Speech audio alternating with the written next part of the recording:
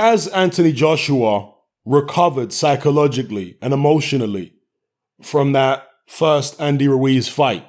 That devastating, humiliating stoppage defeat where he was bounced off the canvas numerous times. I've been looking at this interview here of Anthony Joshua in the lead up to this rematch. Also read this interview, which I believe was on Sky, but I'm reading a transcripted version on boxingscene.com. And I'm trying to read between the lines here and gain some kind of insight into AJ's mindset. So if I just read some of these quotes, AJ's talking about how long it took him to recover from the Ruiz loss. He says, about 3 weeks. I used to sleep and I'd be thinking about it. I lost, but it's cool. The blessing is that I've got people around me that have been with me since day one. They know me as AJ. That's a good thing. Even though I lost, it was only in my quiet times, like going to bed or something like that, that I really thought about it. In a weird way, it was kind of like a relief. Now, let me stop right here, people. Because in my post-fight videos, I said that AJ looked relieved. Remember when I said that? His promoter, Eddie Hearn, also said the same thing, that AJ was relieved. Now, when AJ heard that Eddie Hearn said he was relieved, or people were saying he looked relieved to have lost, he kind of got angry and said, that's nonsense. I wasn't relieved at all. But that's what I saw. That's the look I saw at AJ's face, was that he was relieved. I think even Deontay Wilder said something similar, that AJ looked relieved to have lost because of all the pressure. He kind of alleviated all the pressure that's on him. Like, okay, you've lost now. It is what it is. You know, people's expectations won't be so high. So the fact that he's now admitting that it was kind of a relief is interesting to me. Yeah? Anyway, let me continue with a quote. He said, in a weird way, it was kind of a relief. I'm quite a strong-minded person. I find opportunity even in the worst type of cases. I don't hide from any situation. You could fill out this arena and I could talk about all my losses in life, and I'm proud of them. I'm not going to shy away from them anyway. He continues on, and at this point, he's talking about nerves. He says, no way. I'm never nervous. Look at the last fight. I was about to fall asleep in the ring. I'm never nervous. I know I'm good. When you know you're good at something, you don't make it the biggest thing in your life. The biggest thing in my life is actually training. Fighting isn't hard. Fighting and winning isn't hard. It's the training every day. Having the right people around you every day. Honestly, that is the biggest fight in my life. The winning is easy. That takes care of itself. I don't believe this part. He says he's never nervous. He looked extremely nervous, not only to me, but to most people who saw him walk into the ring and in the ring before the first bell for that Andy Ruiz fight. Never nervous? Nonsense. Everybody gets nervous. Even fighters who have done it, a million times over, there's still some kind of, the nerves may dissipate a little bit. You're not going to be as nervous for your first big fight as you are for your 10th big fight, but there's still going to be an element of nerves there.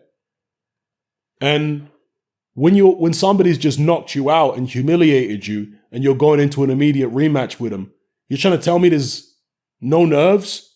Of course there's nerves. But of course some people would say, most people would say, you're going to need a certain degree of nerves to be sharp, to keep you alert and on the ball, But obviously it's like the old Costamado saying. He said that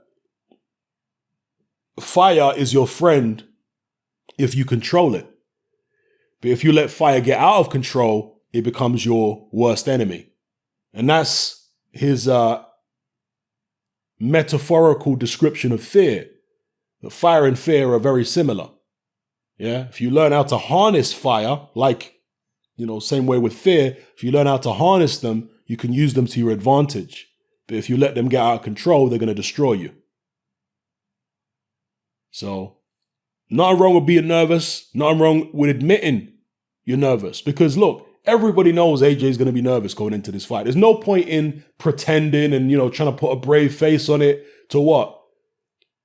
in a hope that you can trick Ruiz into thinking that you're not nervous. He knows you're nervous. Your own team, you know you're nervous. Everybody knows you're nervous. Like, I don't believe that part there. Yeah, where he says he's not nervous. AJ is nervous going into this fight. He has to be. He's a human being, right? You know what I mean?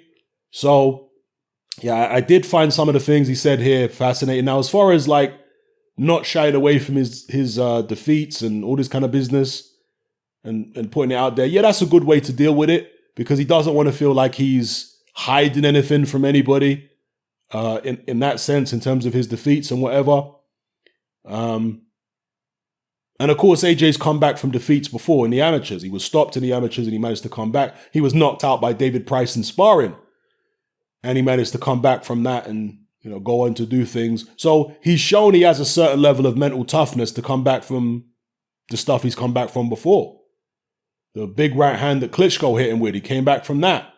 So he showed a certain level of mental toughness to do what he's done so far. But this is going to be another test of his character. We'll see whether he can come through it. He also did this interview right here.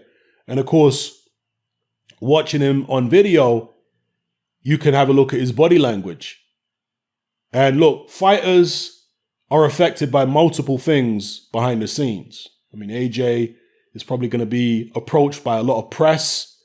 And some fighters like dealing with the press. A lot of fighters don't when they've done a million interviews and they're getting asked the same questions over and over again. Particularly in the lead up to a fight, they can become irritable, especially if they're making weight or, they're still sparring or whatever the case may be. They're in fight mode. They're not in the mood to be sitting down with journals and getting asked the same questions over and over again. So that is understood.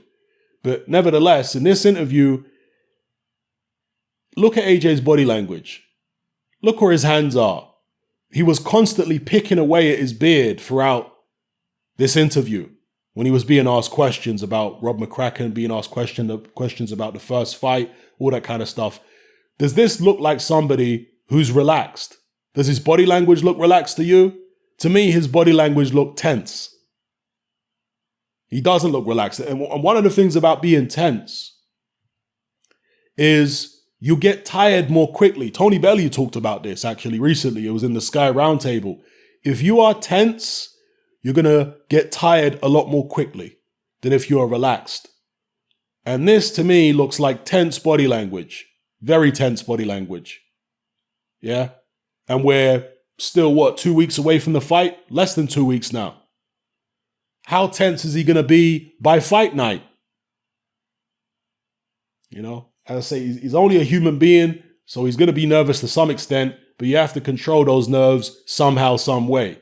And I know AJ is a person who's big into the mind and how to master your own mind and master your own feelings and all that kind of stuff. And of course, him being so inexperienced and fighting Klitschko at Wembley and all those big fights at Wembley in the Principality, he managed to hold it together in terms of his nerves in those fights and come out with victories.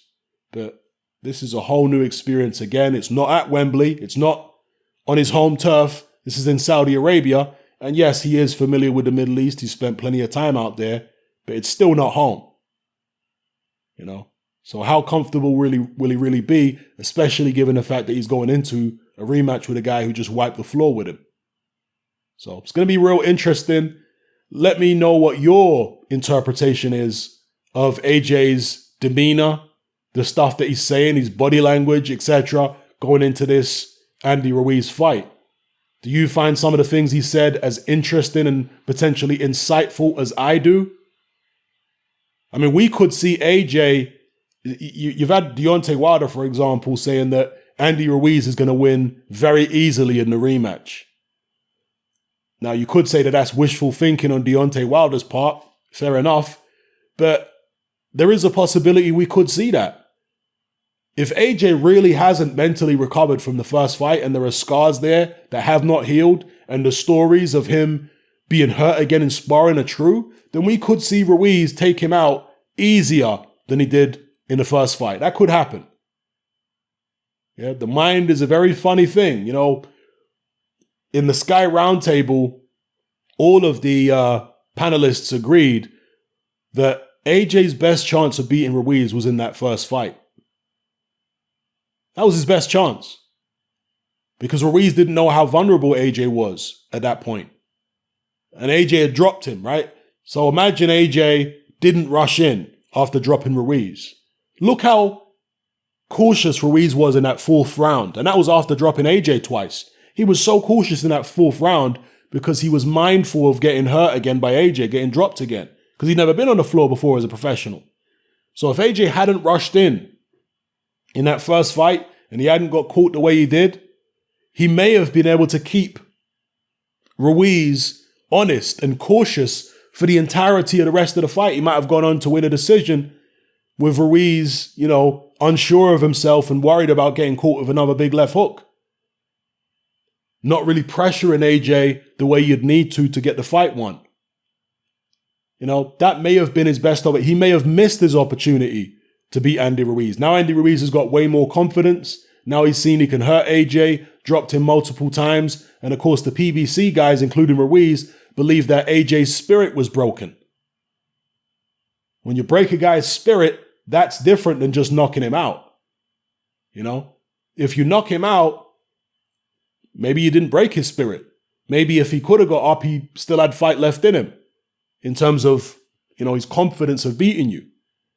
But if you get a guy to capitulate mentally to you, that's actually more significant in many instances than knocking a guy clean out.